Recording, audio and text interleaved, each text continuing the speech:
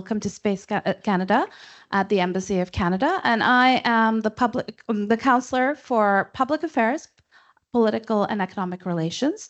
I have a few of my colleagues here with me. So Tim Fabry, who's our new Public Diplomacy Officer at the Embassy. He literally joined this morning, so welcome to him on his first day. We're like, welcome, and now go to an event. Suzanne Connolly, who is the equivalent of Tim at our embassy, at our mission to the EU. Robert Austin from Ottawa. He is responsible for funding this event, so he's the money bags. And of course, we have our wonderful partners here with us from Article 19. And I believe there's someone from the AEG Croatia. Wonderful, welcome. And do we have anyone from Media Freedom Rapid Response? Well, they were a partner in this event as well. Oh, are you? What? Of course. Thank you. Thank you, Vera. So welcome, everyone. I'm very excited to welcome you to this event, which will talk about a project. I don't want to steal the organizers' thunder in explaining the project, but I just wanted to say why we as Canada are very glad to have supported the project. As you know, Canada was a founding member of the Media Freedom Coalition, which has now grown to 51 states. And this now more than ever, so our new Prime Minister, Mark Carney, we had an election last week, released a statement saying that, of course, this is more important now more than ever, given the threats to democracy, especially around disinformation, and more importantly, the threats that journalists are facing everywhere. So we really strongly believe in the work that all of you are doing collectively to support free press and in so support democracy. You won't see as many statements around our support as we normally would have because of the election last week. We still are in our caretaker convention, so our comms have to be a little bit less than normal until the new cabinet is sworn in, but that does not reflect anything in terms of a change of policy. We are still very firmly committed to supporting the freedom of press. Now I will turn over to the more exciting part, our organizers and Pauline. Thank you. Thank you, Ritika, and welcome everyone. But I also, on behalf of Article 19, want to extend our gratitude to the Embassy of Canada for hosting us, to Global Affairs Canada, Rob Austin for helping us, because without the funding of this project, this event wouldn't have happened. And it's also thanks to the MFRR that we were able to have today this session, which aims to have this cross-regional exchange of experiences, but also looking into how to go into action, right? Like the topic we're going to discuss today is not new. There are issues that have been happening for a long time, but this project is looking into building more stronger intersectional gender feminist perspectives into the safety of journalists. And I just want to very quickly, before starting with the discussion, I want to take 2 minutes very briefly telling you how this event sits within a broader global and regional project. So FEMSOJ, give me 1 second. I have my control here to move the slides. Okay. So Equally Safe is a project that started almost 4 years ago, and right now we're in the second phase. And during the first phase, we developed regional country case studies to understand and listen from journalists and feminist groups, how could we start building a feminist approach to the safety of journalists. So we worked in Brazil with our colleagues of Article 19 in Brazil, in Bangladesh, but it included 6 countries, which was Brazil, Paraguay, and Chile, and also Sri Lanka, Nepal, and Bangladesh. Part of it was also to develop a global research, and we conducted consultations and a lot of discussions with different experts at national, regional, and international level. And some of the key findings of this project is exactly that when we look into what is a gender intersectional approach, a key finding of this project and the conclusions of the reports is that well, women do not face the same risks as there are multiple intersecting forms of discrimination. So we aim to bring the issue of freedom of expression in connection with the right to non-discrimination, with the promotion of equality. And women and feminist groups were able to tell us that there will be no single feminist approach. There will be multiple feminisms that will need to be used and implemented on the safety of journalists, depending on these multiple intersecting forms of discrimination. It was also very clear that online harassment and abuse is an extension of these existing forms and systems of discrimination and oppression against women. And we will be listening today also some of these experiences and hopefully some actions for addressing these issues. And obviously, when we talk about feminist approaches to the safety of journalists, it's very clear that we should not just talk about individual cases, but we need to put them within a systemic inequality and discrimination a situation against women. And obviously part of the aims of this project is the second phase is to mainstream these approaches into policies, measures and practices from states, from tech companies, and from the media. So this event is part of this purpose. So we want to have this discussion with some of our partners in Bangladesh, partners in Brazil, and in the Western Balkans, and then discuss concrete actions of how can we continue enhancing, promoting, and creating these gender intersectional approaches. So thank you very much for being here with us, and I will invite our speakers to join us, please, in this place.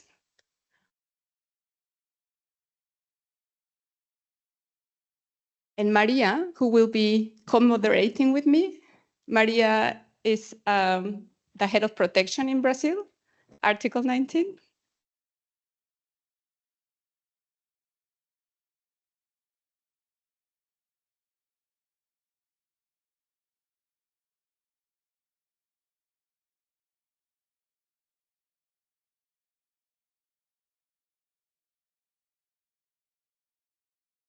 Very good.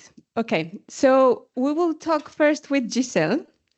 So she is not just a journalist, she's an activist, she is a strong feminist in Brazil, very well known for her work.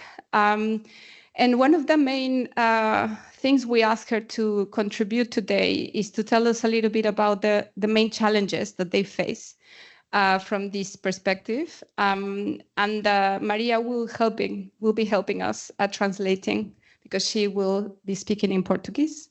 And then we'll just continue the conversation. But just a very quick introduction to this. So in the case study of Brazil, it was very clear that one of the key challenges and recommendations from women in the ground was that the states and tech companies and the media should be addressing digital violence. They should also be addressing how politicians and state actors publicly undermine their work, and they don't recognize the relevance of their work, and also how the protection mechanisms should also be improving to ensure the safety they need. So Giselle, now it goes to you. Thank you. Olá, bom dia a todos e todas. Good morning to you all. Sou Gisele Martins, comunicadora comunitária de uma favela no Rio de Janeiro, no Brasil, e jornalista. I'm Gisele Martins. I am a social communicator, activist, and journalist from a favela em Rio de Janeiro, Brasil. Comecei na comunicação comunitária com meus 14 anos e hoje, com 39, toda a minha vida durante essa atuação como jornalista é sofrendo ameaças, assédios e inúmeros ataques por exercer a função de jornalista e comunicadora no meu território. I started working in communication when I was 14, and now with 39 years, I can say that my whole life went through things related to communication, to journalism, and the attacks I suffered went through all of this time. And they were harassment, they were abuse, even from different actors, including state actors. E os nossos desafios são duplos, porque quando o Estado está violando o meu território e quando eu estou denunciando essas violações, o próprio Estado novamente está me violando como jornalista. E enquanto mulher, viola também,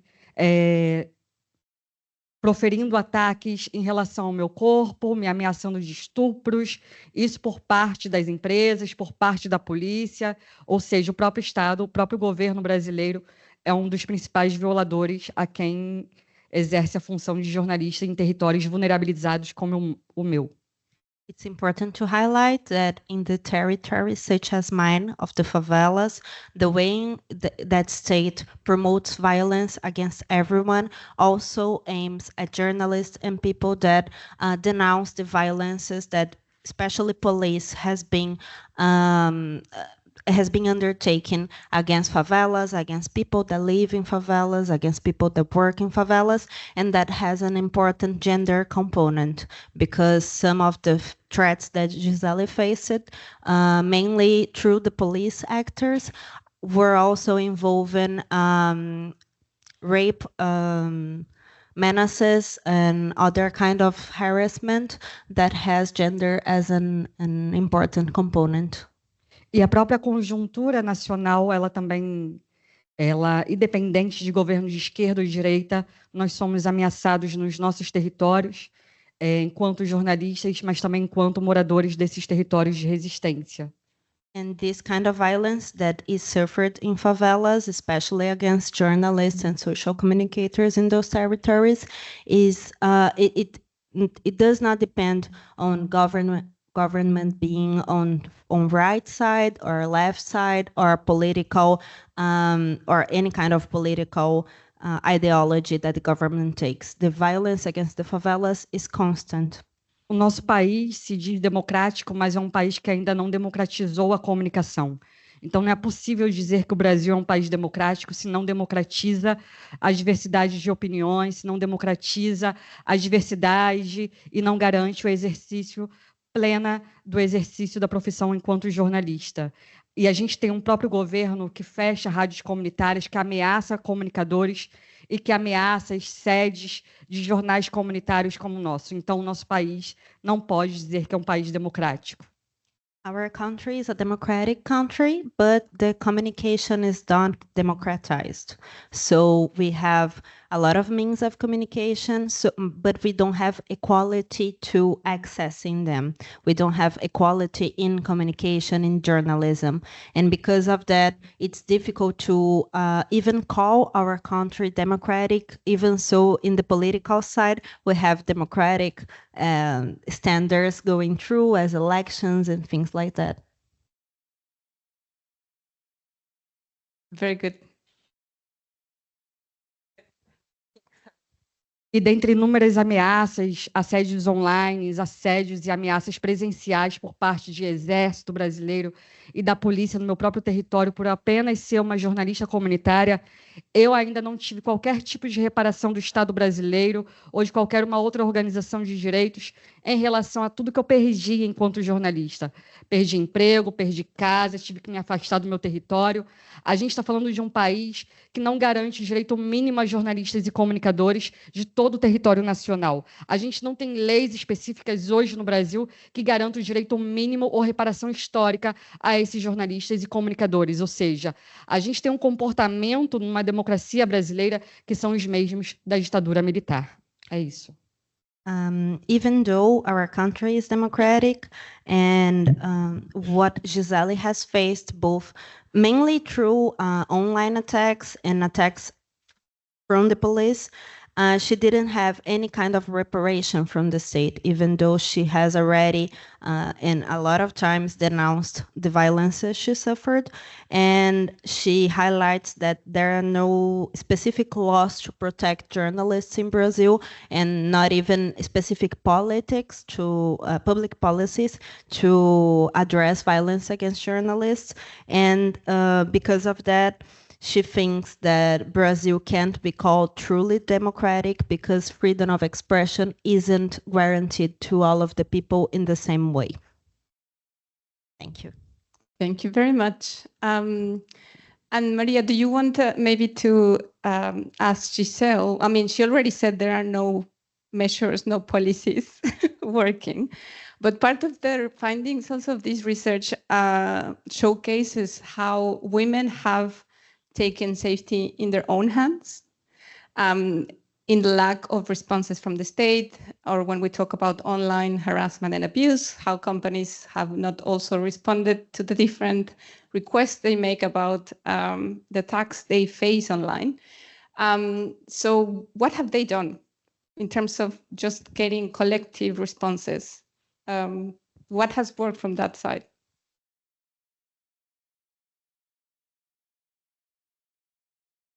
Enquanto comunicadora e jornalista de territórios de resistência no Brasil, a gente, nesses 20 anos, enquanto uma jornalista ameaçada pelas polícias e pelo próprio Estado, e também territorialmente, porque a gente também lida com tráfico de drogas e milícias, muitas das vezes a gente pede apoio a organizações de direitos humanos e, coletivamente, nas nossas favelas, nos nossos grupos de apoio, a gente vem construindo redes de apoio para a gente se auto-organizar e tentar proteger um ao outro, porque, muitas das vezes, organizações ou próprias organizações do Estado não têm o imediatismo de tirar uma pessoa de um território quando é ameaçada, ou uma jornalista como eu.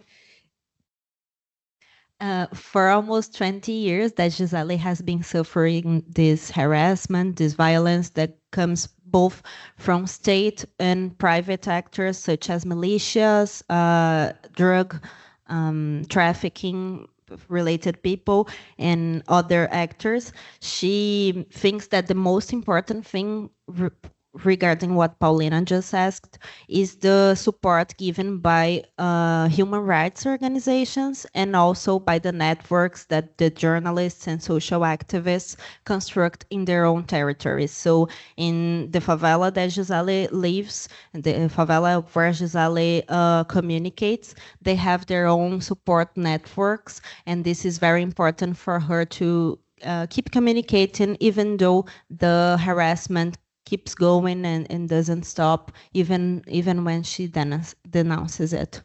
Durante muito tempo, a gente se auto-organizou em grupos de Signal, de Telegram, e a cada cobertura que a gente fazia, a cada operação policial nas favelas, a gente entrava em contato com o grupo dizendo a hora que saía, a hora que cobria, ou se parava em alguma delegacia. Tinha um outro grupo de apoio de advogados e de lideranças de movimentos sociais para apoiar a gente nesses momentos em que estávamos sofrendo com algum assédio ou com algum outro tipo de ameaça nas nossas coberturas. And in moments where the attacks are rising, such as moments when there are police activity specifically in those territories, they organize mainly through groups of Signal or WhatsApp or other means of texting and things like that for them to be able to organize security strategies. So things like groups with lawyers to say when they are going to a police station, when they are being harassed by the police, or groups with social movements when it's necessary to have a support statement or something like that. And they organize like that, having a lot of groups with important actors that can help them with protection when things are happening. Ou seja, nós mesmas criamos nossos próprios protocolos de autoproteção comunitária, dando alertas a cada momento durante as coberturas, ou se tinha alguma ameaça prática, e aí o diferencial que nas nossas coberturas a gente mora no mesmo território em que a gente realiza esses tipos de coberturas. Então, não é só a mulher jornalista que está sofrendo ali as ameaças naquele local, é também toda a sua família. Então, a gente também criou protocolos de como a gente se auto-organiza diante disso. Porque, por exemplo, já sofri inúmeras ameaças no meu território, tive que me retirar, mas minha família também ameaçada continuou, e minha família ameaçada por eu ser jornalista comunitária. Então, quando, anos atrás, não tinha nenhum apoio financeiro, a gente conseguia sair de um território para um outro território de favelas na casa de uma outra comunicadora comunitária. Então, a gente criou redes de apoios práticos e não só online. And it's also important to notice that they have their own communitary self-protection techniques. So because they live and denounce the violence in the same place, and also their families live in the same favela. So when the violence happens, not only Gisele has to protect herself or the other journalists have to protect themselves, but also their families, their support group, their friends, and things like that. So when Gisele leaves the favela because she's being harassed by the police and she can suffer any kind of violence at any time, she also has to think on how to protect her family. And this is why the support groups are so important, because those support groups guarantee that she is outside of the favela, but that her family that is inside is also protected. Thank you. Thank you very much. We can continue sharing experiences after the panelists. And I think that Giselle, you touched in very important points about freedom of expression and democracy and the system in itself, how sometimes violence comes from state actors, from the police, others from private actors, even if it's just gangs, and like the different contextual factors that affect the way in which women journalists report and do their work. And in connection to this, I will just turn to Farhana, because one of the things that also came out in the country study in Bangladesh in this project was that when we look at a feminist and intersectional approach to the safety of journalists, we need to look at abuse of power within a political system. And I think Bangladesh has been through a lot in the last 8 months.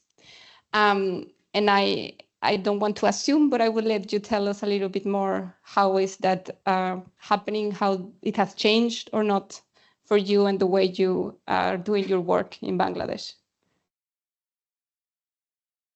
Hello. Good morning, everybody. Thank you. Actually, I think our journalist challenge is same. Till now, same. My journalism experience is 17 years. So my experience is that whatever I feel 5 years ago, till now I am feeling same position, but we want to job security and especially female job security in Bangladesh. Please don't mind, I want to say experience about myself, then you can understand about the female journalism challenge in Bangladesh. That is that I am Farhana Nila. I had a job at Mohana Television. That time I was a staff reporter, is to 2010 till 2020. That time, it's long time, my position was staff reporter, not developed. Suddenly, one joint news editor have come here, and he is junior more than me, not only age, also journalism experience. Why? Because I am a lady, I am a female.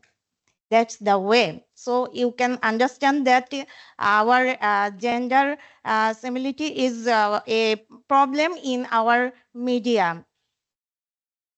And I want to say that this joint news editor in my profession, in my media channel, he always disturb our female journalists.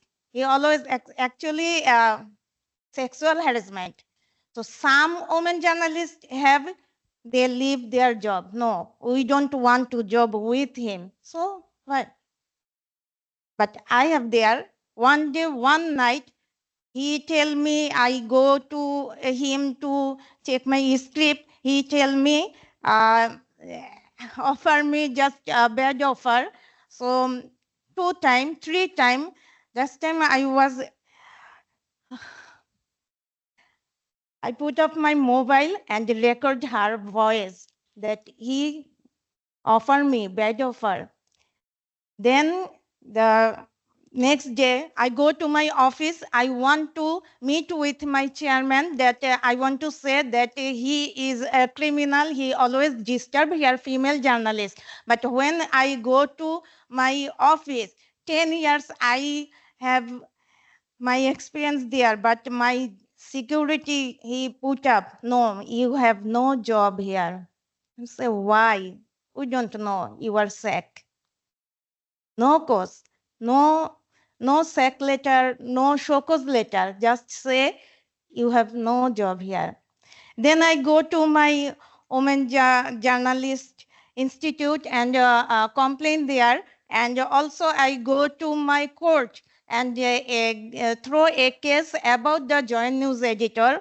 After this situation, they uh, again call me, my CEO at my channel, and tell me that you have no job, so don't do anything for us.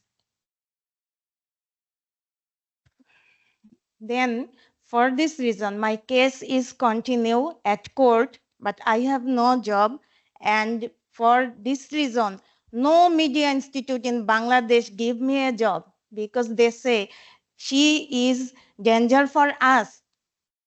Maybe she will complain our media, our any person. For this reason, 5 years I was jobless.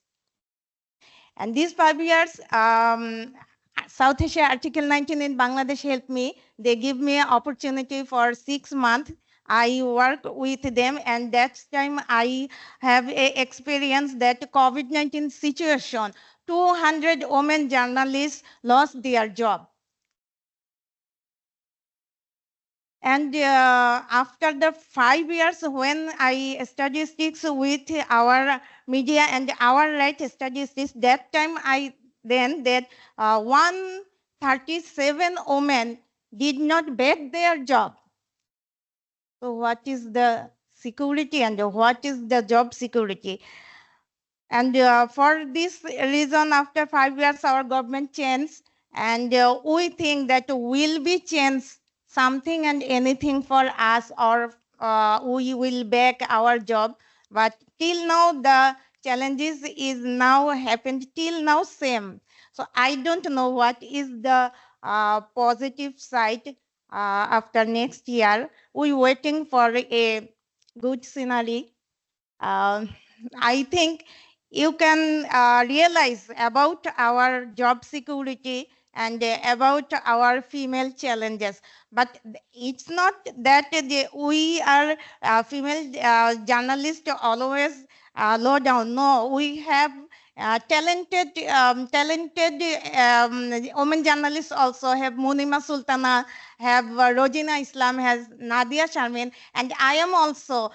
These 5 years I have no job in my Bangladesh, but I working with internationally, and internationally my writing, also internationally my journalism network. I got Asia Journalism Fellowship. I got Journalist Writers Forum Fellowship because I take a challenge that I do not stop my journalism. And for this reason, now, today, I am meet with you. That's all. Thank you. I think we will let them continue, Shanewash, you're fine. And then we can turn into the voice, yeah? Maria, yeah.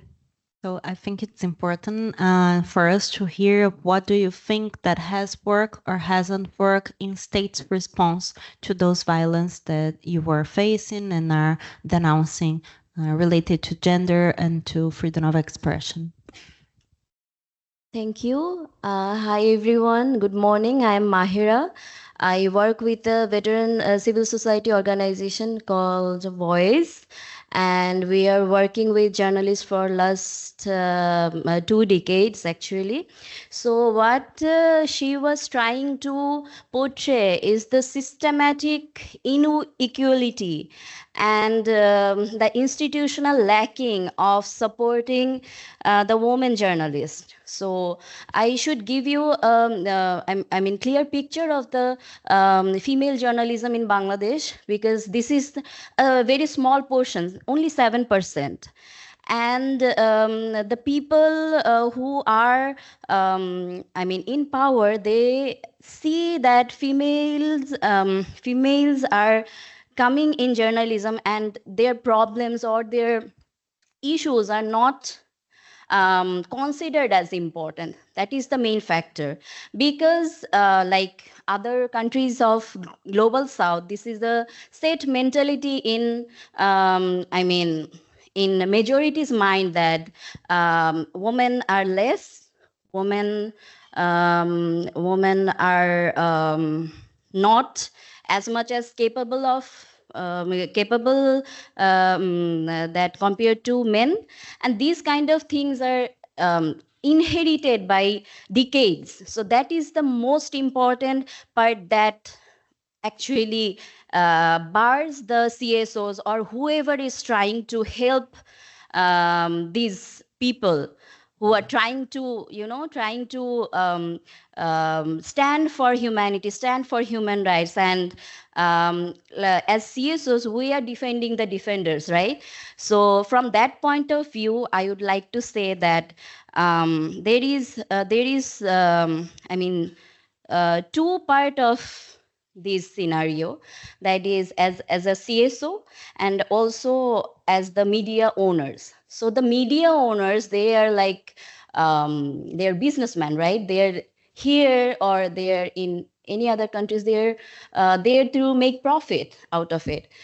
So issues like intersectionality or safety and security of female journalists really come to very, I mean, very late in their priority list. So that is a problem.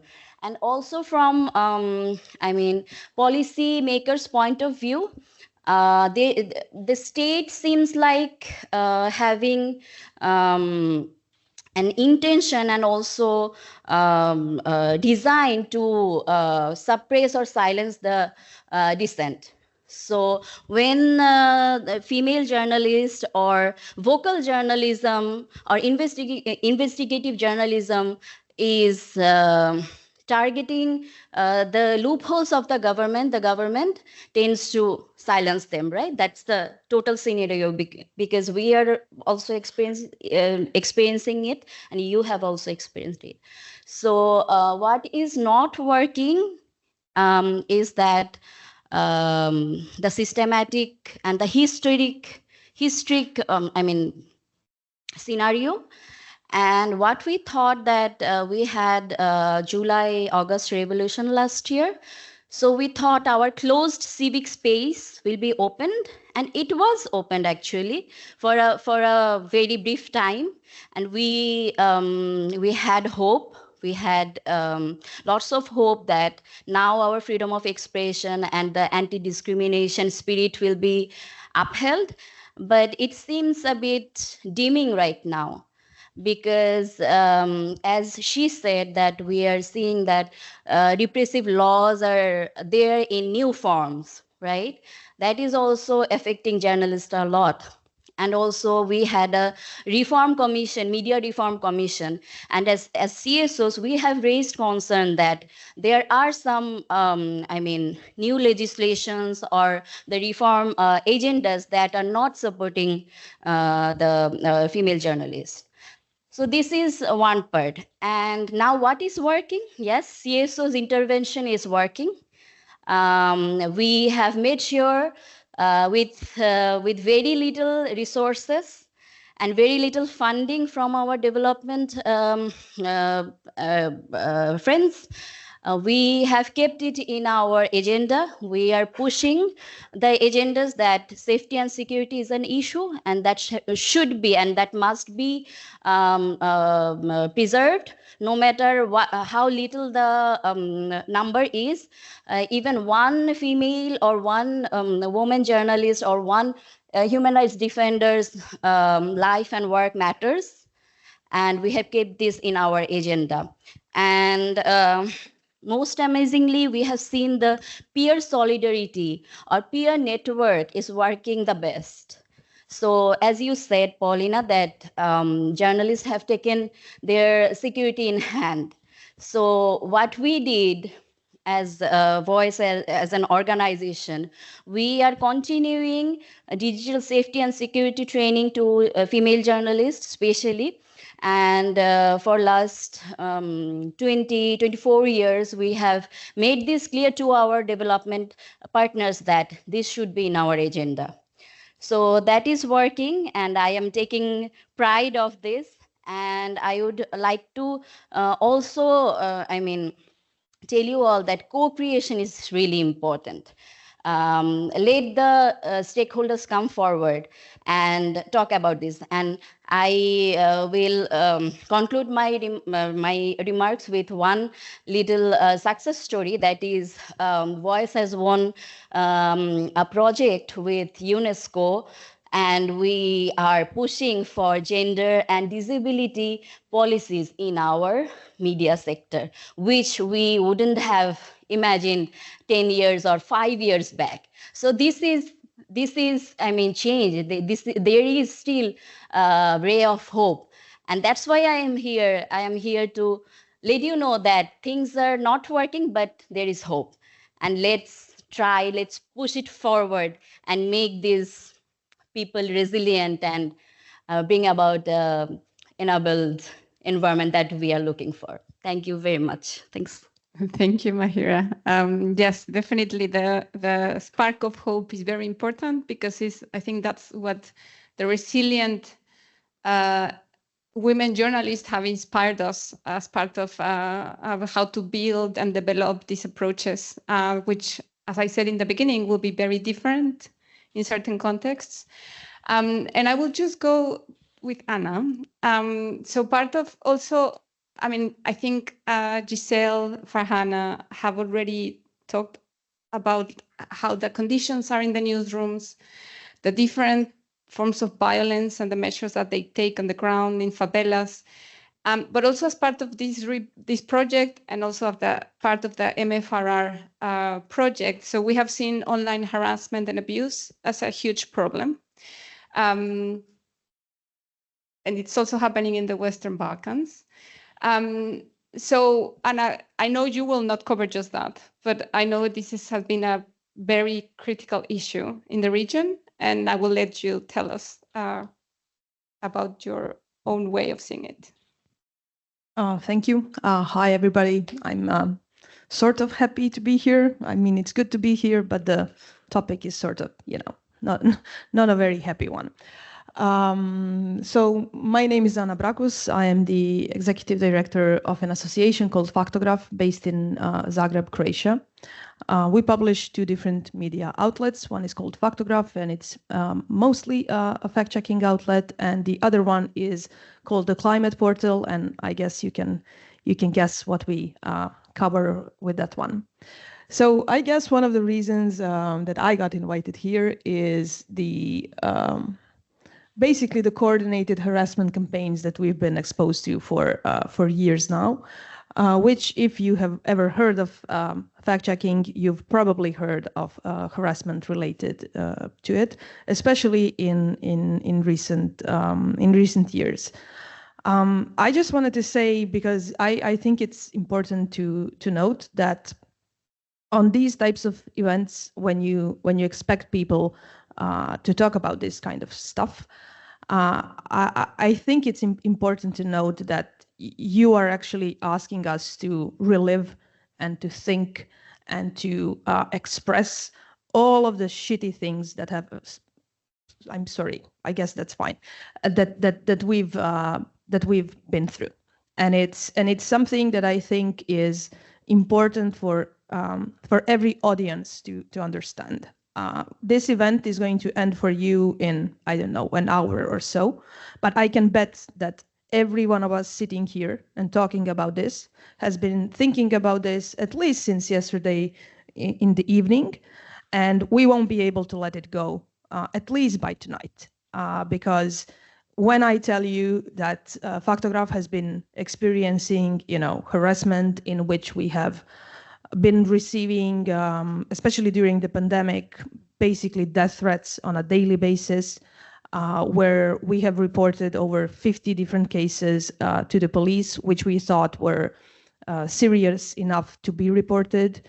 When I tell you that we have SLAPP suits, so basically lawsuits aimed at us to stop us from doing our work, or when I tell you how the I don't know, one of the chiefs of police in Zagreb questioned me in one of those rooms you see, in TV shows where criminals go to be kind of questioned, because some guy that's powerful decided to say that we were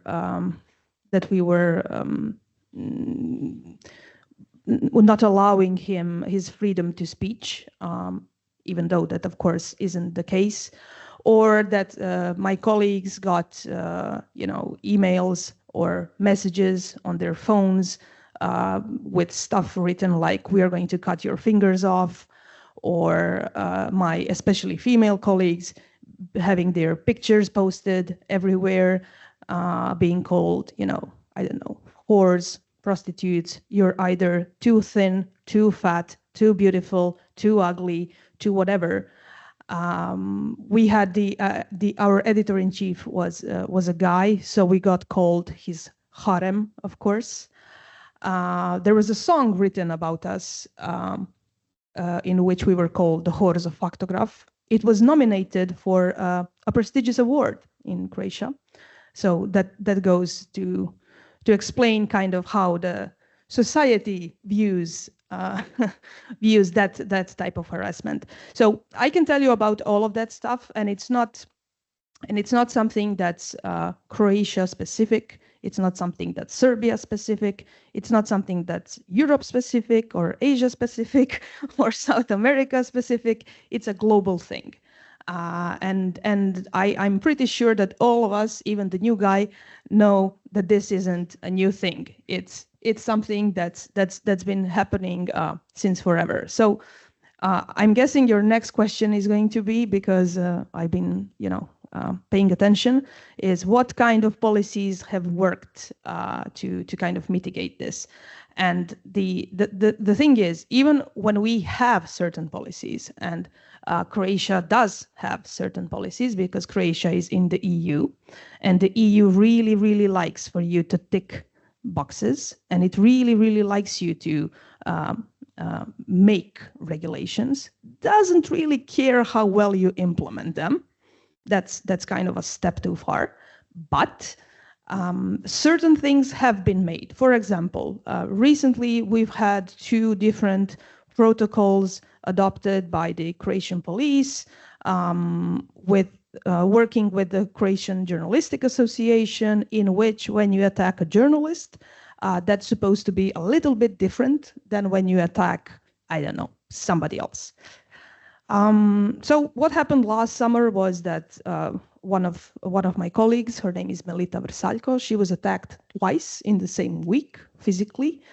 First in the street while she was filming something, and the second time the person broke into her home, and she was doing a local climate story, so it was a person that already knew her. Barged into her house, started strangling her, and that kind of stuff.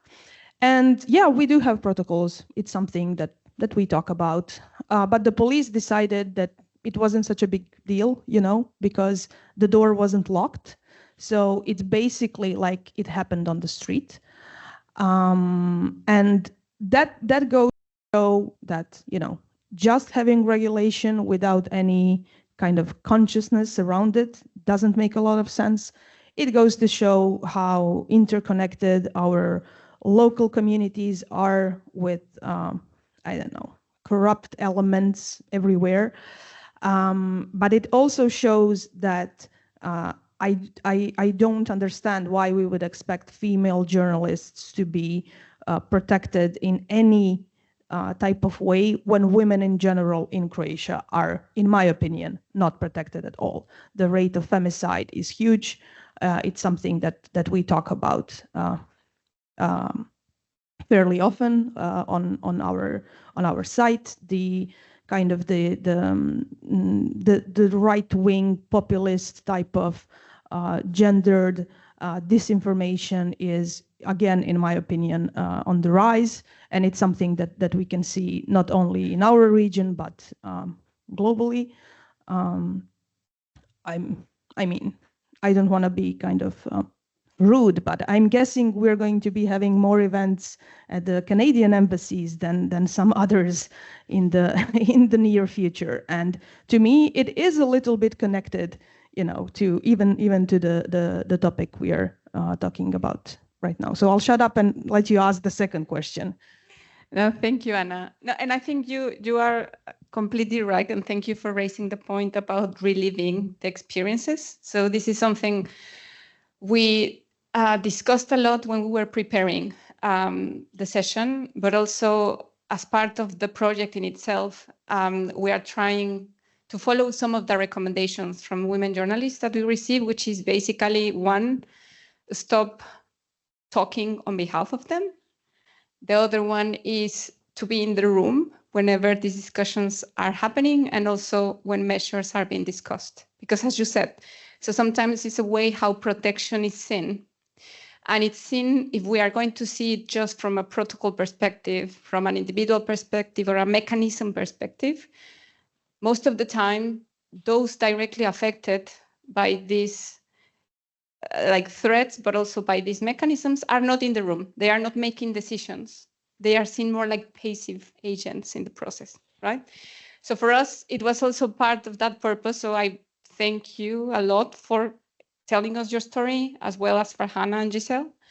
And part of the last interventions, I would like maybe to start with you, Anna, is, so in the room we have people from civil society, at least in the registration list. I'm sorry if I miss someone, but we have people from some states, we have people from media outlets, we have international organizations. So maybe a last intervention for you is what would you ask this system that is not working to do? Like, we have a lot of recommendations in the reports. This issue has been in the discussion for 10 years. I know it's nothing new, but we are also trying to build a more actionable plan, even if it's just small measures, short-term measures.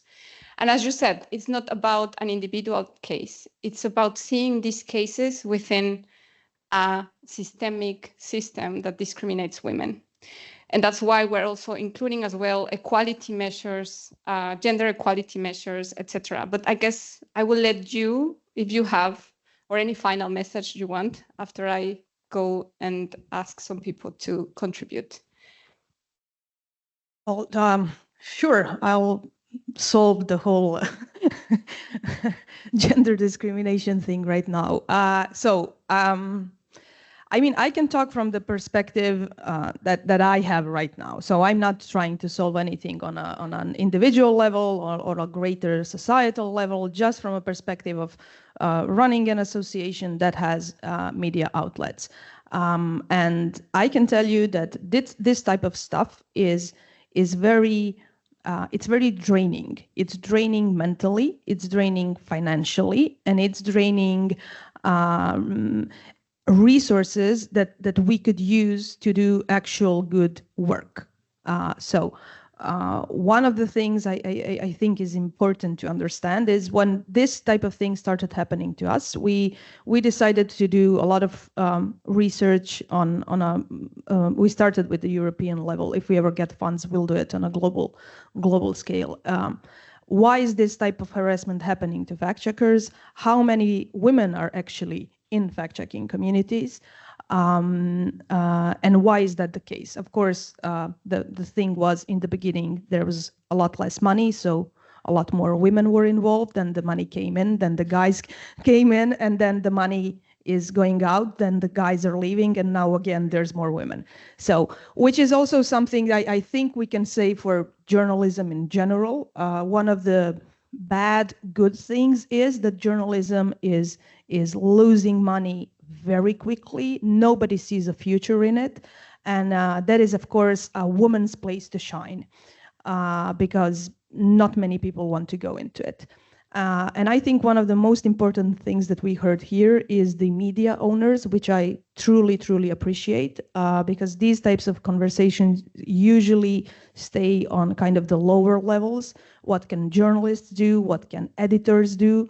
But the thing is, when you have a media ecosystem that's not truly pluralistic, which is the case in many, many countries, and it's growing, you get the type of system where none of this matters because, as you said, all they care about is their bottom line.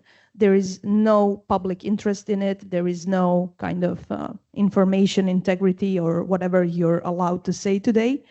And that leads to, I think, the worst position of women generally in journalism. So my big pitch here isn't really something new. It's very fairly obvious. If you want to get good journalism, if you want to have a safe space, because I can tell you, we have two different addresses. One is where we work at, actually. The other one is where we receive our post, and it's something, you know, that's like officially there, because I don't want to endanger 20 people that I work with, because we have protests there, people do crazy stuff, and it's just not safe. Do you think you can put in a project anywhere? Oh, we have 2 offices that we have to rent. No, they're going to give you 7% to pay for your rent, and that's it. We've been trying to figure out ways how to get mental health support for everybody for years now.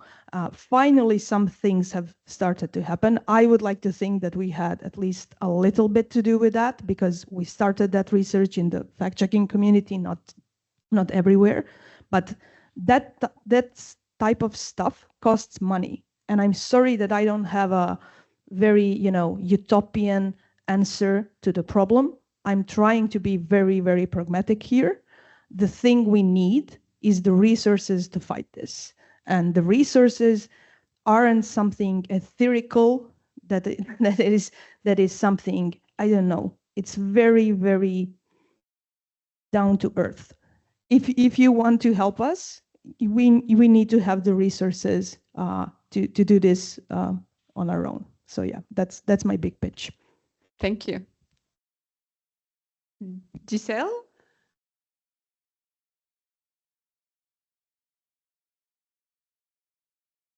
Penso em medidas que incluam, falando de jornalistas de territórios de resistência do Brasil. O que são os territórios de resistência do Brasil? É o campesinato, quem mora no campo, quem mora nas favelas, nas periferias, nas aldeias e nos quilombos. Nós somos a maior parte da população brasileira e todos esses territórios têm mobilização de comunicação, que também é uma forma de denúncia, mas também de auto-organização comunitária na luta contra as violações. She thinks that it's important to have measures that address the way in which violence aims at what she calls resistant territories, that would be the field territories, favelas, quilombos, which is traditional territory that we have in Brazil related to Black people and Afro-descendant people, indigenous territories, and that all of them have self-organization methods and also suffer a specific kind of violence that must be addressed through this intersectional gender approach, so that if the measures don't take these territories into consideration, they are not taking the ones that suffer the most with media inequality and with violence in general. Então, quando se pensa em medidas urgentes e necessárias para jornalistas e comunicadoras desses territórios, é pensar também na questão de raça, na questão de gênero, gênero para mulheres, gêneros para mulheres trans, gênero para mulheres lésbicas, porque as violações elas são diferentes para cada corpo. E quando se fala, e aí pensando a questão de gênero, quando se pensa esses territórios, é pensar também na questão de raça, Porque quando são mulheres negras ou mulheres não brancas, a violação no corpo dessas mulheres vão ser diferentes das mulheres brancas moradoras de territórios de classe média ou que trabalham, por exemplo, para a mídia comercial. Quando são mulheres jornalistas trans, lésbicas e comunicadoras desses territórios de resistência, as violações, elas atravessam diretamente o seu corpo, a sua pele, o seu cabelo, porque são jogados não só a violação em relação à denúncia que ela está fazendo, à sua profissão, mas também ao seu corpo e ao seu território.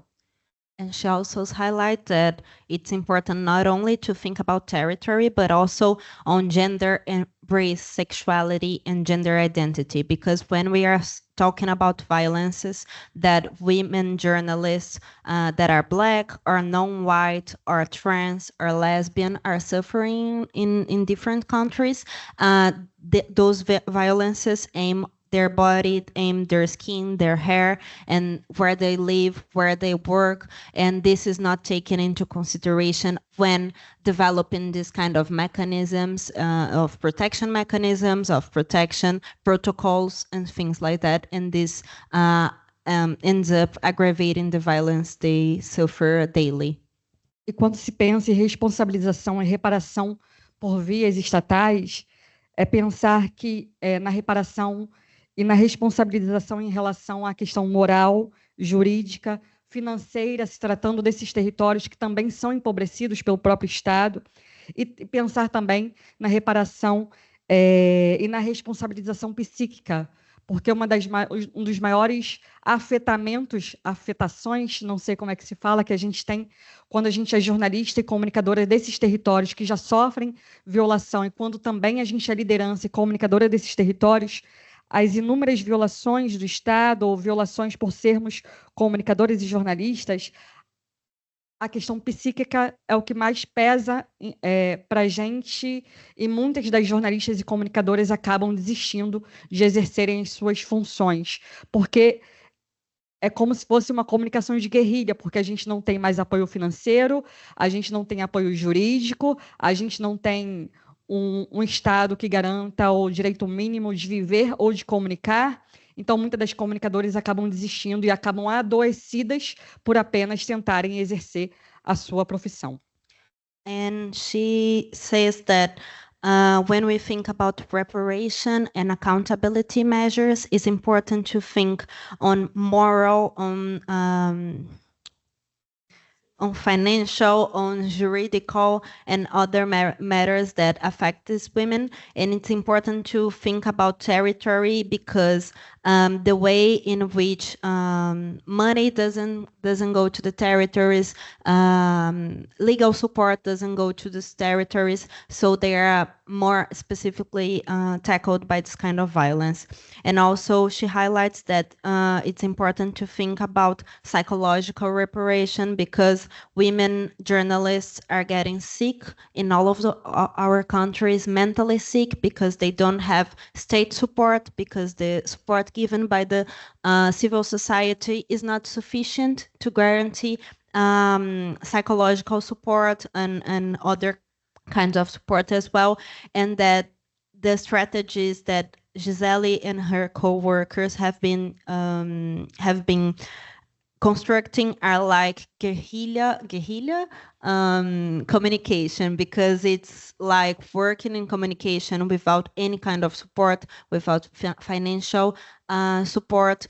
And that means to communicate as an activist experience. They communicate because they think this is important for our country and for their lives, for their territories.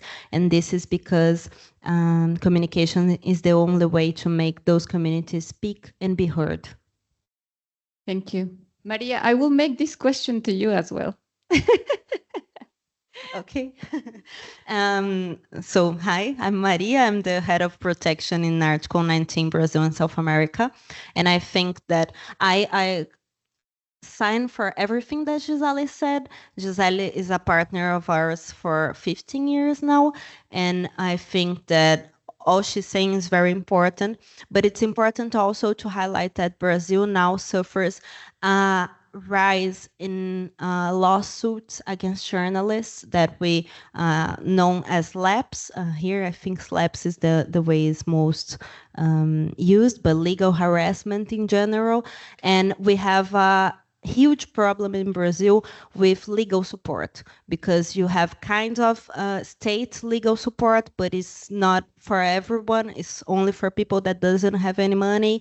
And we have a lot of challenges related to that, because we have condemnations that are very high in money, and you don't have specific financial support to pay for the costs of a process, or for the costs of a condemnation, or things like that. So I think it's also important to add to what Gisele said, that it's necessary for us to have specific measures that tackle SLAPs, and that also take into consideration that many times the actors that are promoting this judicial harassment are actors from the state itself. So how you have accountability for a state actor that is using judiciary to harass a journalist, and it's also responsible for making laws and for making protocols. So I think I would add this up. Thank you. Thank you, Maria. Farhana?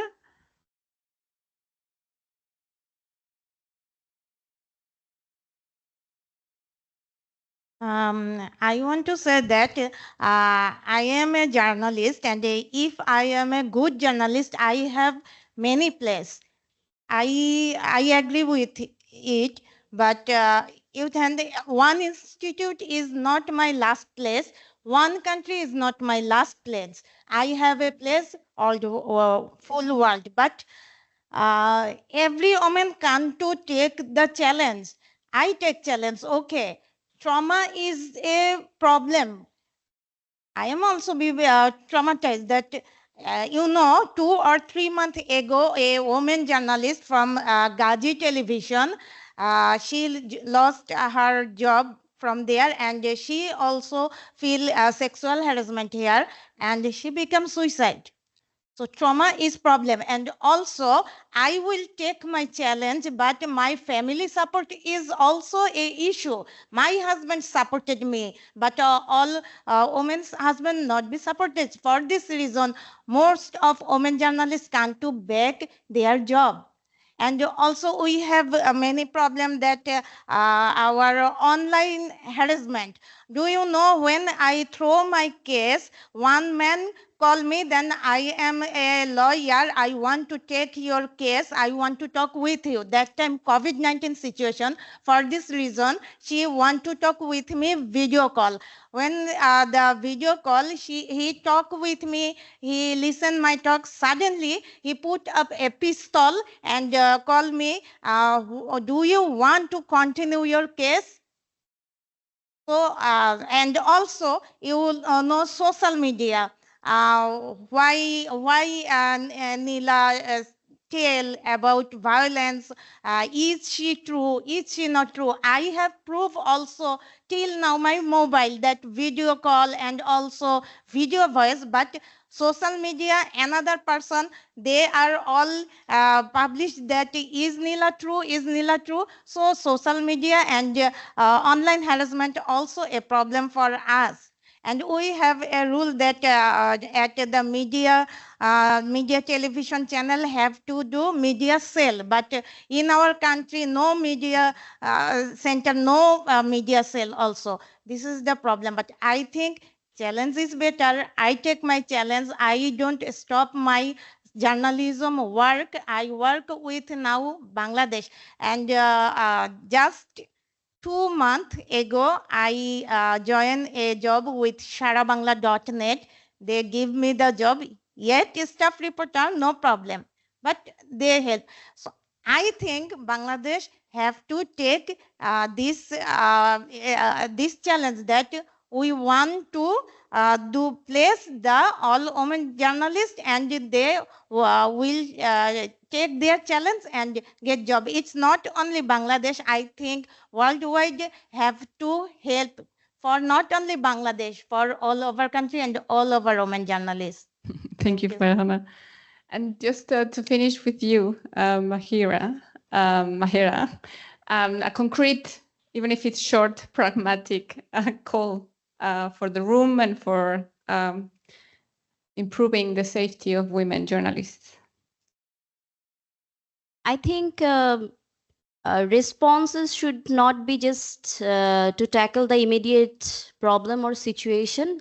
I think there should be a long-term planning and long-term strategic involvement of all stakeholders and all parties who are willing to help. So this is very important. And the psychosocial burnout and the family support and even the childcare is very important in this, because women journalists have left their job because they don't have childcare or daycare or anyone else at home to take care of their children. So these are also important. So I should say that I will be stressing on co-creation once again and the collaboration.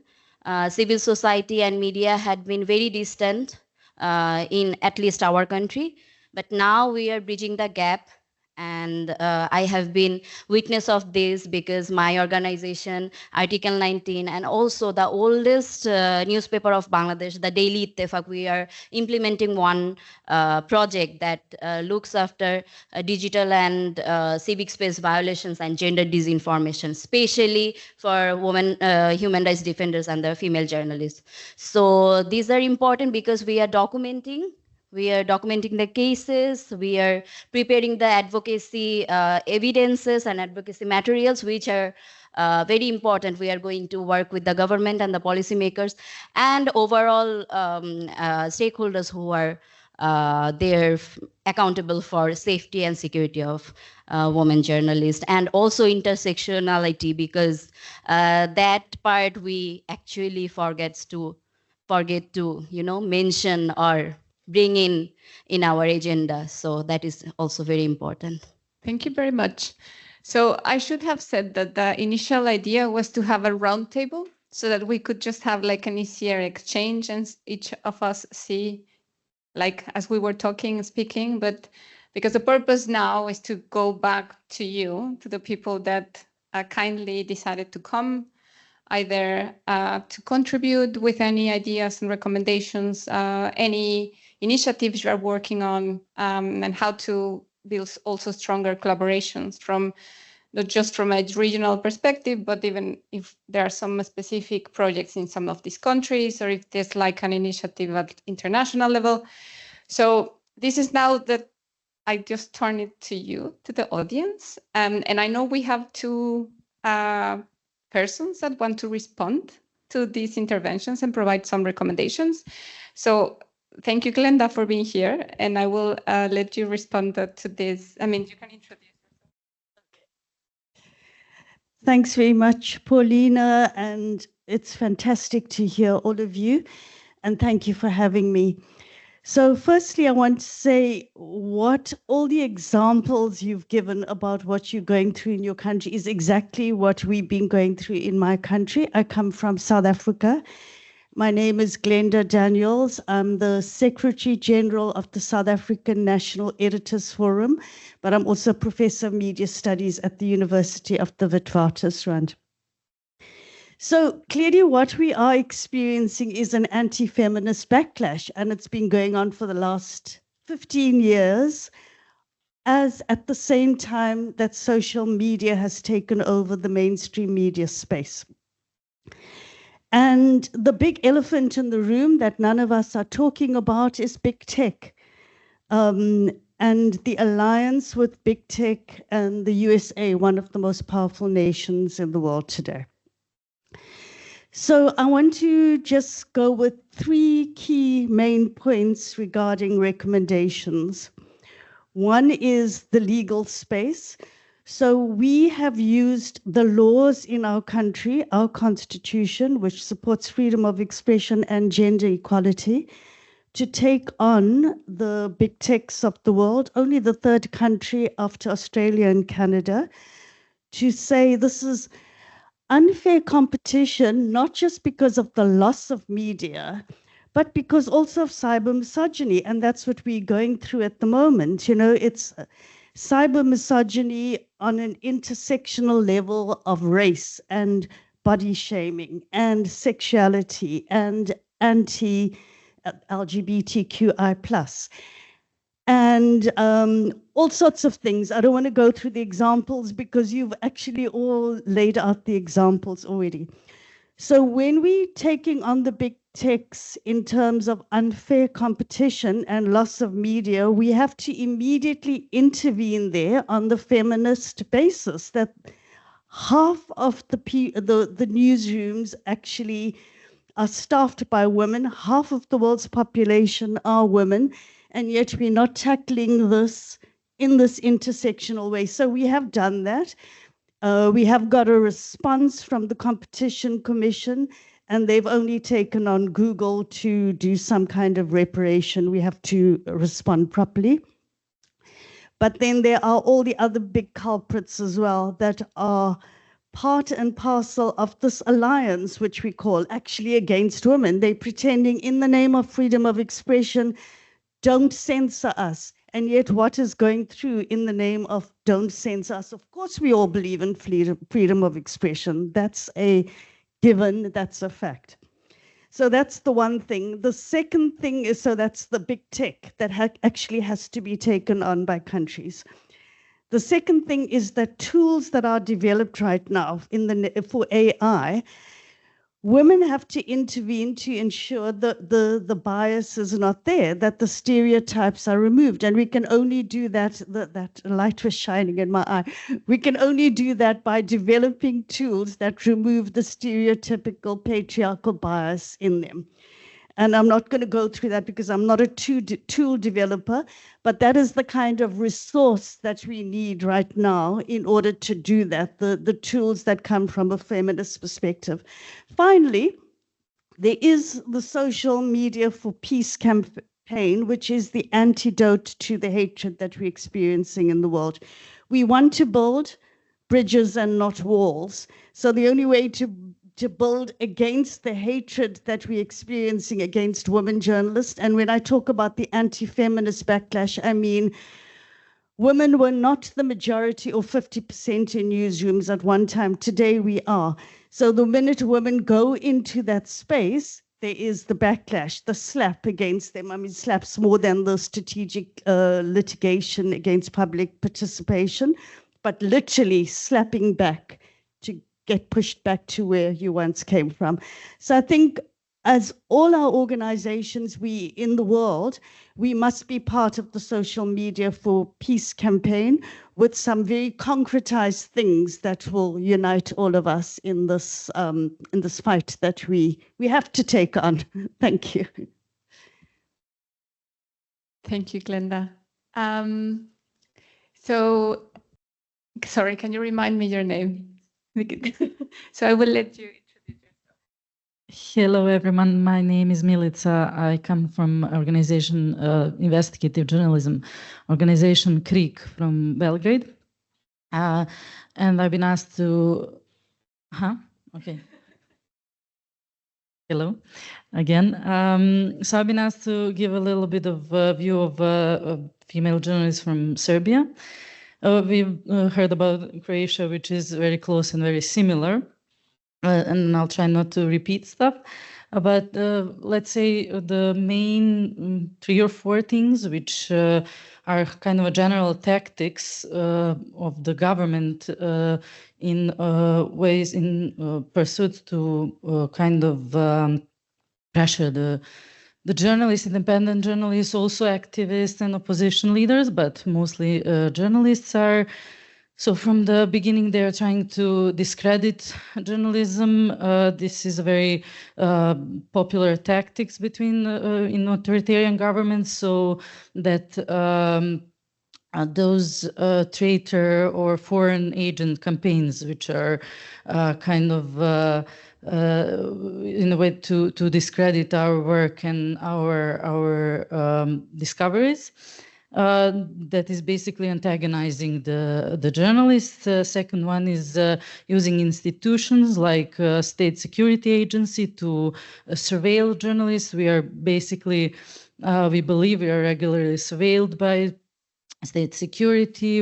Our phones are tapped, our offices also. So this is a kind of a try of them to find out what we are working on, who are we speaking to, the sources, etc.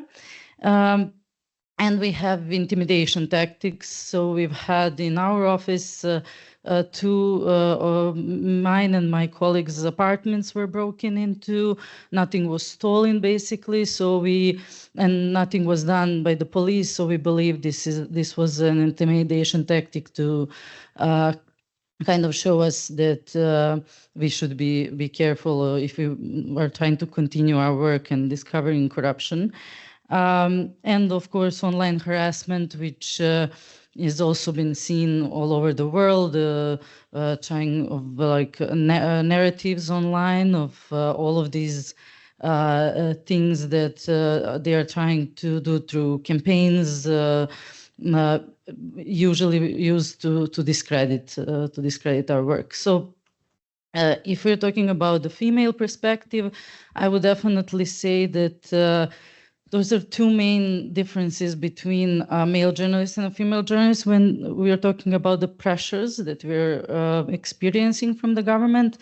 And those are, so I mentioned the State Security Agency and their surveillance tactics and things like that. So we've seen that examples of kind of trying to discredit the female journalists in these pro-regime or government-controlled media by publishing some naked photos or similar photos of female journalists, and this is unfortunately expected as a tactic in a conservative environment and societies like Serbia.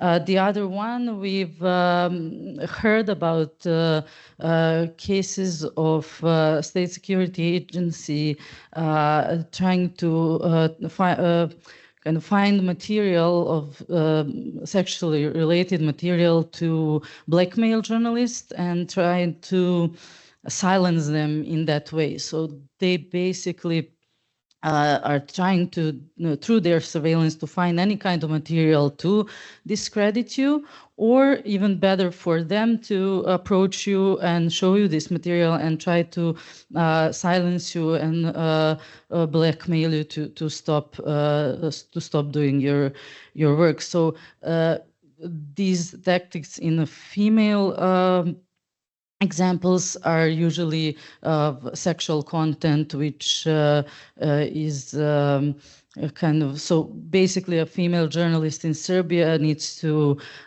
be careful even going on dates and trying to have a private life in this way. And I would just finish with saying that in last 4 to 6 months, there were protests in Serbia and a lot of pressure from the government. So things are basically escalating right now. So now we have, and I forgot to mention SLAPs. So SLAPs are one of the main things in Serbia. We, I think, have the most SLAPs in Serbia. My organization, we are now dealing with, I think, 17 active lawsuits. Some of them we won, some of them we lost. And that is actually one of the biggest problems we are facing right now, because we are living in a country with no independent judiciary. So we are seeing powerful people now suing us, even asking for prison time, criminal charges, and then we are seeing judges more and more likely to convict us, and for now only financially, but we are not very optimistic, and now we are even seeing escalation from the government itself. So we have seen things that we haven't experienced before, and that is direct arrests of journalists, several of them activists, in the last couple of weeks and months because of the tensions and kind of more and more protests and more government being called to be responsible for some corruption cases. So yeah, we are not very optimistic. We think that we are entering some of the final stages of an authoritarian government. So we do believe that in the next few years it will be even worse. And what we've seen as one of the main helps, one of the main things that worked to stop them, at least for a little while, was the public exposure, public pressure, even from Serbian public, and even better from the international public. That is something that our government has feared before and has been backing away when we have support internationally, and when we showed what was going on. So now it helps when some international actors come to these court hearings when we're talking about slaps, or when they condemn some kind of pressures when they're happening inside our country. Thank you. Thank you very much. I have two interventions here. So first Anna, and then you. Yeah, I'll try to be quick. I just felt the need to try to connect some of the things we've heard here with my own experiences. So before I started working as a boring director, I was an actual journalist for a number of years. And one of the things I spent a vast amount of time on was actually investigating the ultra-conservative movement in Croatia, which of course led to then the global scale. And the thing I think is kind of hard to come to terms with is that when you go into who is funding those types of movements, you end up in energy sectors, you end up in telecommunications, you end up with different types of oligarchs having different ideas what is going to be best to sow mistrust or disruption in certain communities. So when we talk about anti-women, anti-LGBT, anti-gender in general movements, I think it's important to understand where the money to fund those movements actually comes from. And we may not like it. We are not the main goal here in many, many cases. And I don't think there is a way that you can effectively fight for change or try to change your circumstances, to put it less militaristically, is unless you realized what the reality is. And the reality behind funding these types of movements globally is they just don't care. The LGBT community, the queer community, women in general, abortion rights, press freedom, whatever you want to talk about, it's an afterthought. We are never the main target. And I think if we want to look at actual solutions to that, we need to understand why those people are doing what they're doing. So that's one thing, which in a very weird way, it's connected somehow in my brain, leads me to big tech. So of course we need to talk about big tech, and for full disclosure, we have been working with Meta and TikTok recently because yes, there is this information on those platforms and people are there. So we don't feel bad taking their money to do something good on those networks. So that is essentially a huge ads business that is trying to surveil and influence behavior of people on a global scale to be able to sell more ads. And I think that talking about values is never going to get them anywhere. Inviting them for dialogues, as the EU has been doing for years, it's never going to get us anywhere. But again, the reality is, thank you, South Africa, for giving us Elon Musk.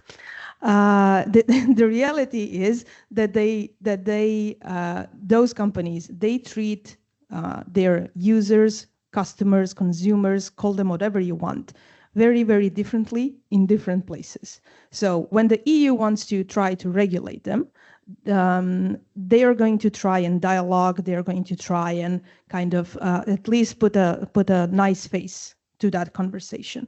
But when Nigeria tries to do the same, they threaten that they are going to leave that whole situation. And why is that an issue? It's an issue because the uses of those platforms in Europe is very different, or in Croatia is very different than the use of those networks in Nigeria. The influence, the money that goes into it, the connections, the fact that in certain countries, many countries, they have been actually investing in infrastructure in a way that when you get a phone, that app is there.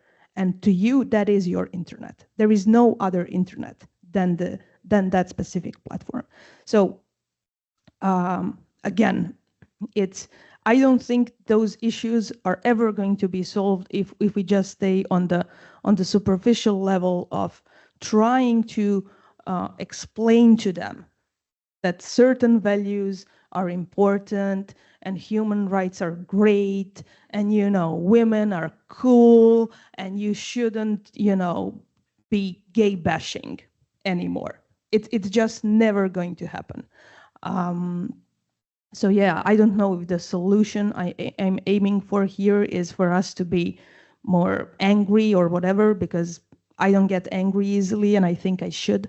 So maybe I'm projecting here to the whole audience, like maybe it's time to be a little less polite in the future. Thank you, Anna. And I think also, at least for us, it has been also about creativity. So we need to think differently. I think that's what you are inviting us to do. So I guess we are always in a cycle of. That sounds good. Yeah, I was. Which I think should take us out of our mindset of how we are supposed to be addressing issues, but also how we still use some of them. Because in a way, democracy in itself, even if it's values that we are trying to promote, and human rights embedded in the system, is a way we have right now to ensure that sometimes there is some accountability, there are some measures that can come and bring and be extrapolated into other mechanisms. But I guess we need both. I mean, from my perspective, I'm listening from experiences from many journalists. And I will let you now, please. Thank you. Hi, everyone. My name is Charlene Nagai. I'm from Brazil as well. I lead an organization there called Torna-Voz. That is an organization founded and led by women lawyers. And our focus there is to have discussions around free speech, legal discussions around free speech. And one of our main projects is to provide legal defense to journalists in need. So I would like to address a little bit the questions of SLAPs, and also since Torna-Voz and Article 19 are working together in a coalition in Brazil that reunites 11 organizations working for press freedom. Something that I would like to share is our experience with working together, because I think between all 11 organizations, we have very different backgrounds. And I think this can contribute for us to move forward some public policies, although very hard, but also to provide help for journalists in distress, because like Tornavoz has a legal focus. Some organizations are working media literacy, others are working like Article 19 is more focused on violence, and other organizations have very different approaches. So I think working together, we've been able to have a more comprehensive how can I say, a comprehensive approach to defend journalists. And we have been facing so many difficulties, especially with women. And I would like to share a case that, unfortunately, Shirley Alves is not here. She's a but I would like to share her story on her behalf, because Shirley is a journalist that is sentenced to 1 year in prison and to pay damages of 400,000 reais, that represents almost $70,000 for a freelance journalist. And Shirley is facing this judicial harassment case, this SLAP case, from a judge and a prosecutor from a rape case. Shirley reported the case of Mariana Ferrer, that is a rape victim, and she was humiliated during a hearing, a judicial hearing in her case. And both the judge and the prosecutor did nothing to stop the lawyer from the accused, to humiliate her during the audience. And Shirley was the journalist responsible to bring light to this situation, because the rape case was under judicial secrecy, and she revealed this humiliation suffered by Mariana. And this led in Brazil to a new law to protect rape victims from this kind of inquisition during this judicial hearings. And after publishing these news pieces about this case, she faced lawsuits again by the judge and the prosecutor, and she's now have this 1 year in prison possibility.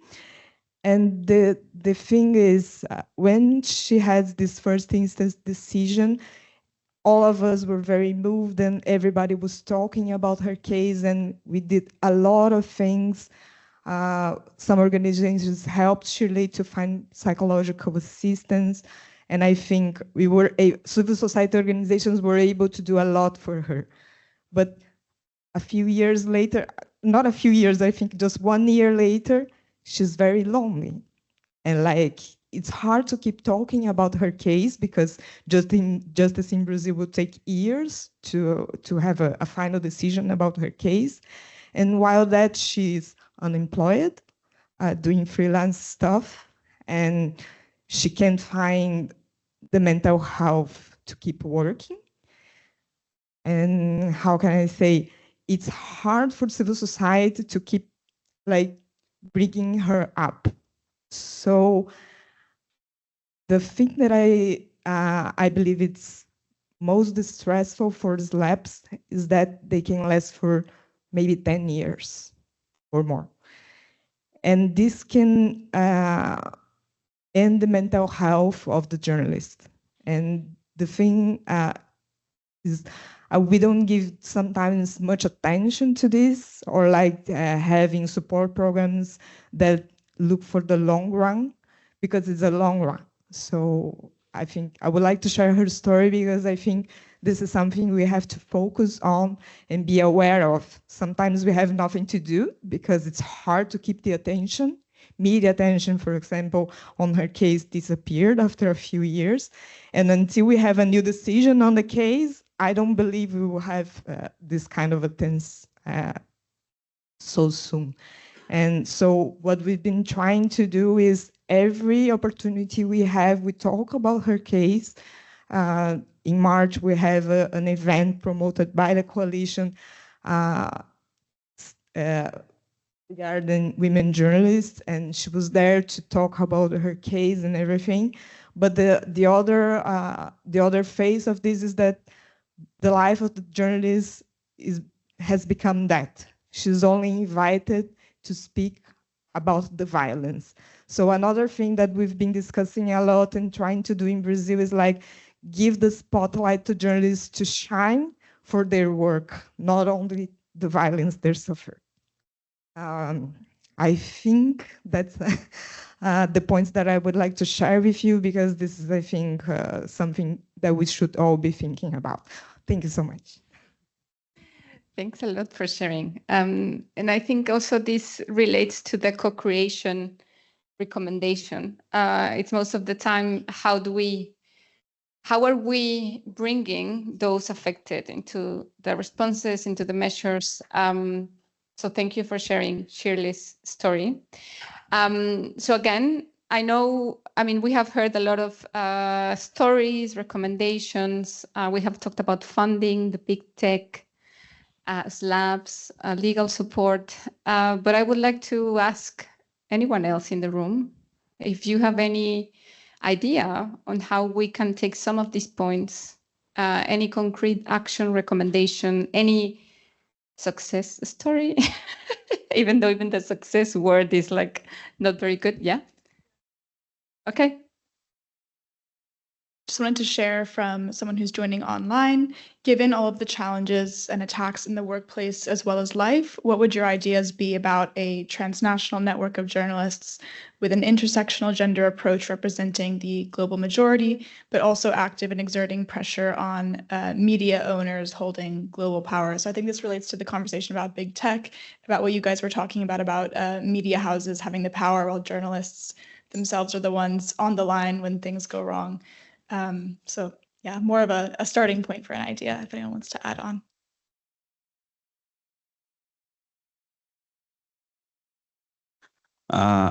Regarding success story, we have a notorious law that is Digital Security Act. Before that, we have a ICT law under Section 57. Those laws are actually used against journalists and human rights defenders if the government did not like their report and activism. So the success story is that government repealed that law. And then we have Cyber Protection Act, which is much more moderate than the Digital Security Act. Now we have in our plate Cyber Protection Ordinance.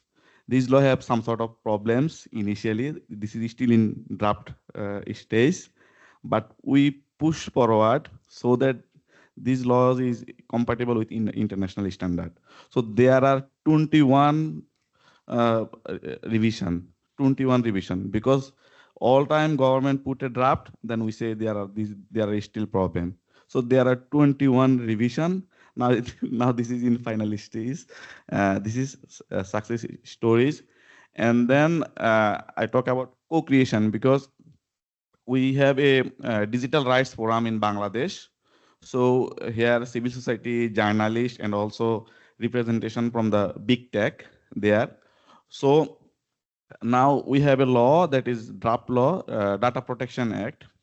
So the intermediaries are pushing their come forward with the civil society and saying that, okay, if the government have much more power control over intermediaries, if they want information from us, we could not say no to the government.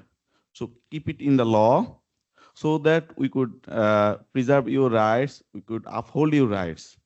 So now we are actually working with the intermediaries and the civil society organization. There is also the success story, I think. These laws are also in the draft stage.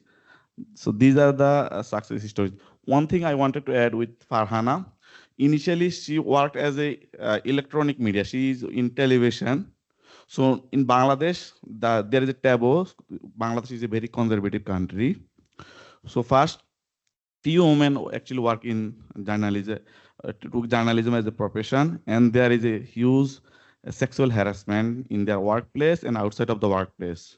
The first, most female journalists actually endure it, because if they raise their voice, then they will terminate, like Farhana, and also their family members actually did not like it.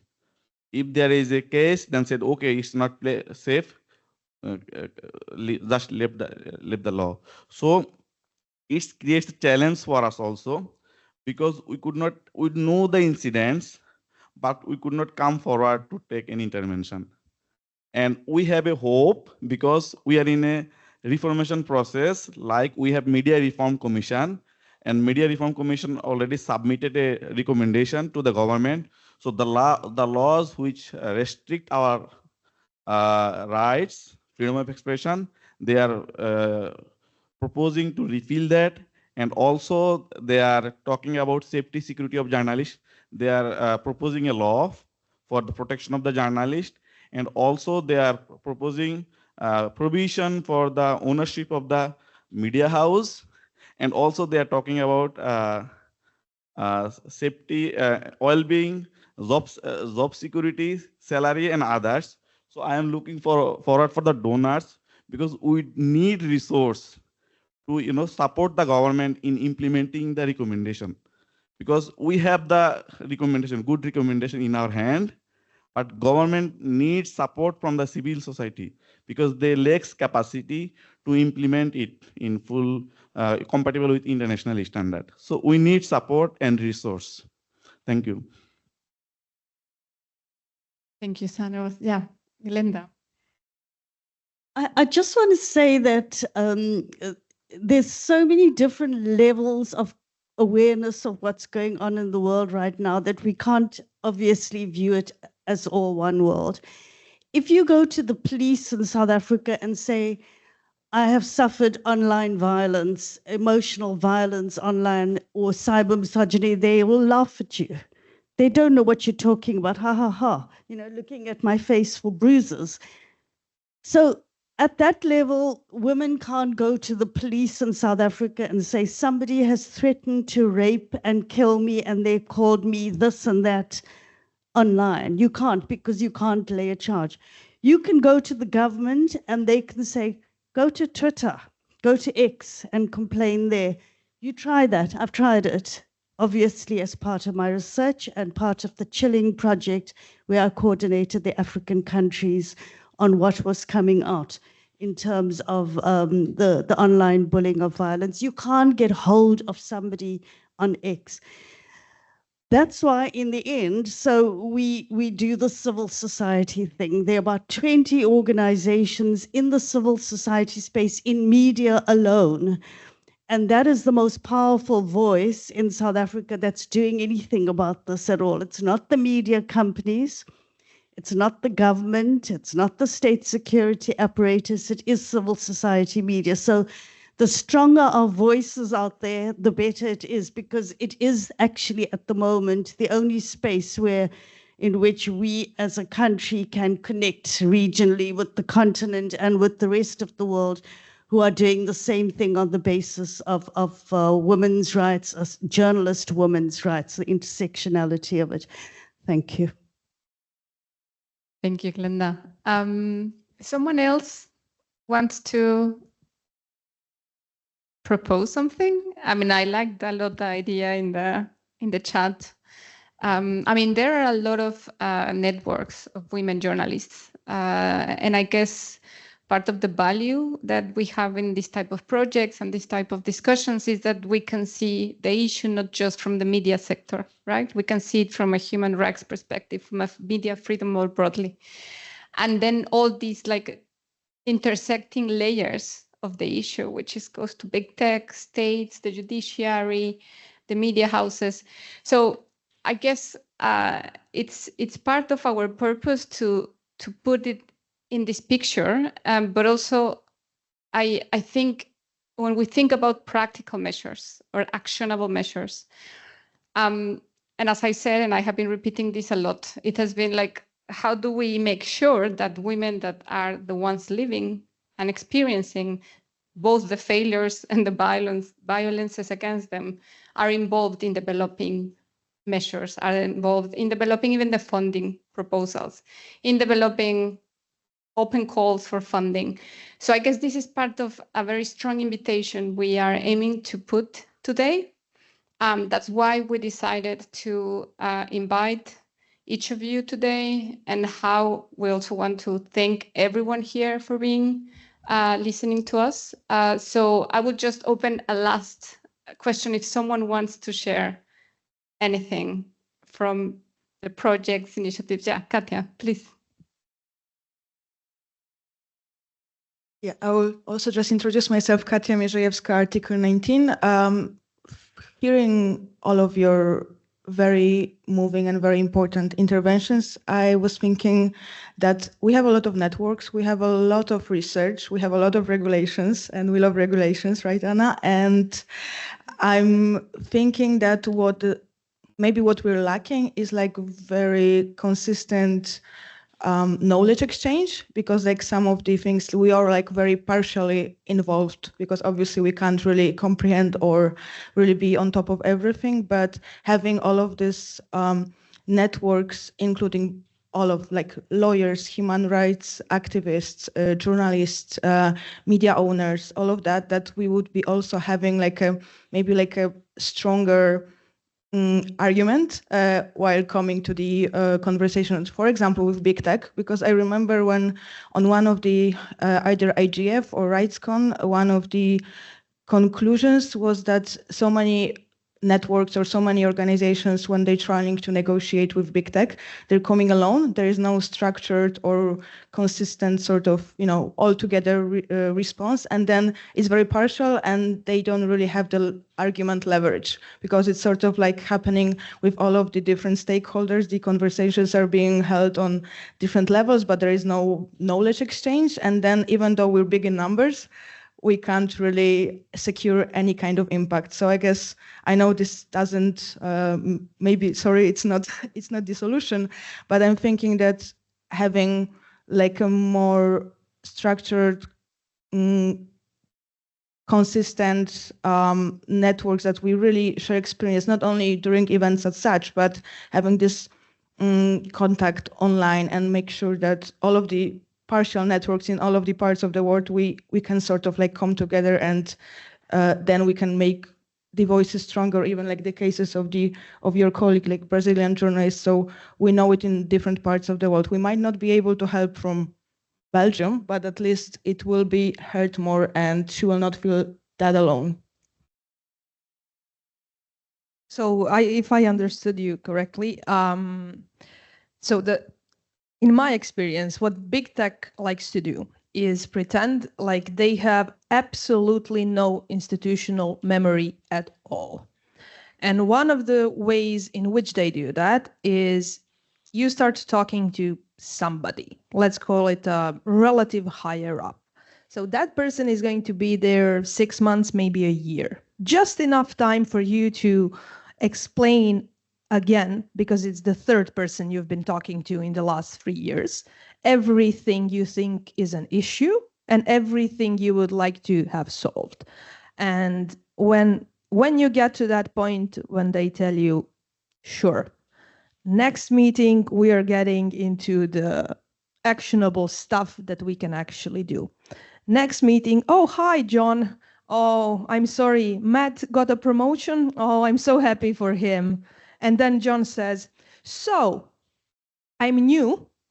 So what would you like us to talk about? First of all, I would like to understand more about your issue. And if there's a way that you can tell me, how we can help, because we are very, very open to dialogue. So, but that's not just big tech. You have the same thing, of course, with governments, because there's a new government, or there's a new minister, or there's a new whoever. So yes, I agree with you. It's a crazy game that you have to keep playing and kind of try and figure out ways how to not go completely crazy, because you keep saying the same thing over and over again, and they keep pretending like you're talking to a person and not a company. Because just to put it out there are a lot of people that I really, really like from those companies. I could even say that I'm friends with some of them. Amazing people, terrible companies. What can you do? And on the networking thing, I agree. And one of the things I've started to feel recently is that we are sort of moving away again from having everything online. which I think is it's good because you can online you can include more people, you can have different connections, blah blah blah. But let's be honest, like it's an online thing. You're doing your dishes while listening to that panel. Like, you know, it's interesting, but you have other stuff to do. And when you go someplace, you meet actual people, you talk to them, there's a higher chance that you're going to remember them, that you're going to, like, when this is over, I'm going to be telling all of these Brazilians, Global Fact, which is the biggest conference of fact checkers, is happening in Rio at the end of June. I'll be in Rio at the end of June. If you want to see me, like, I wouldn't say that on an online panel, you know?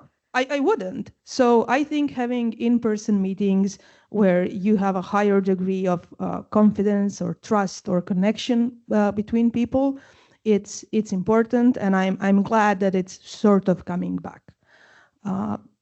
Yeah. Thank you, Anna. Yeah, it costs more, of course, but what can you do, you know? But we were talking about funds to keep resisting and fighting the anti-everything. So Macarena from UNESCO, you want to say something?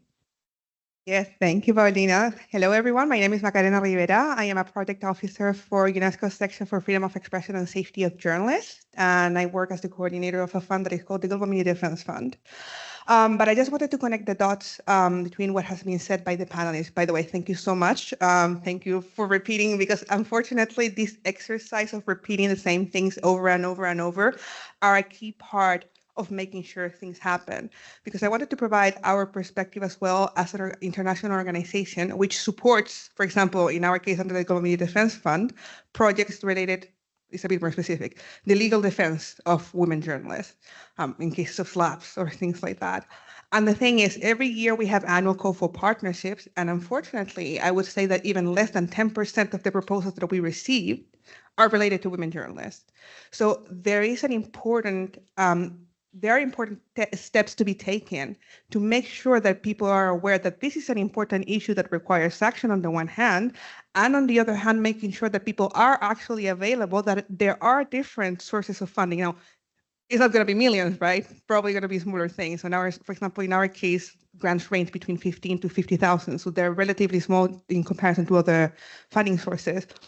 However, that's a start. It could be the start of a seed project, of a pilot project, or something that could lead to somewhere, or a first phase of something.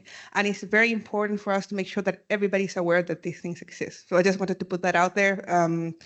Since people have been mentioning resources, UNESCO also has a program that is called the International Program for the Development of Communication that has annual call for proposals as well. And they prioritize as well initiatives related to the safety of women journalists, reinforcing, gender equality in newsrooms, pushing forward international standards related to freedom of expression in connection to the safety of women journalists, etc.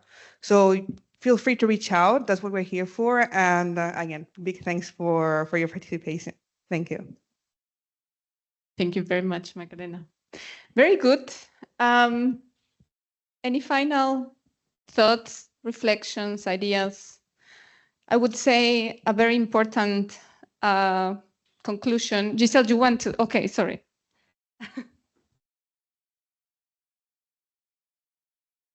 Como Estado, tem 10 anos especificamente que o Exército Brasileiro me fez me retirar da minha própria casa, porque o Exército se instalou na Maré e eles criaram uma página fake dizendo que eu estava denunciando o tráfico na Maré. O próprio Exército criou essa página.